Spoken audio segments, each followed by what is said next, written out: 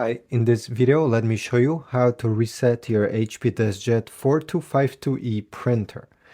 There's a few different ways on how you can do this depending what kind of reset you want to achieve.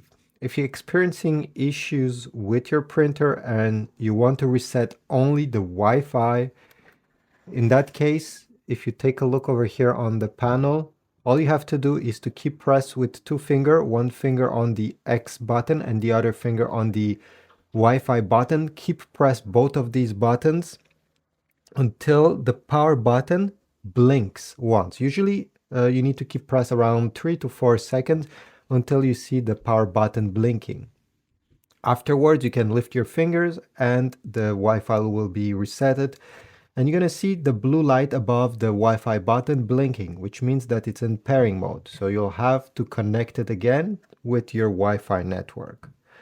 Now, if this didn't work, if you want to do a full factory reset, you need to open the HP app where you have already connected this printer. If you're on a Mac or on a PC, it's the same thing. You have the HP app and you need to open it, and I'll show you how what you do next. So on the app, I have tapped on my printer, and now if I go down, here you're gonna have, let me go a bit lower here, printer settings, view all. Then what we need to do is to press on advanced settings,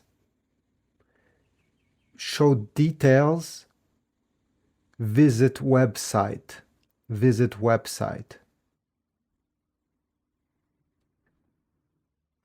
Press on settings, restore defaults, restore factory defaults.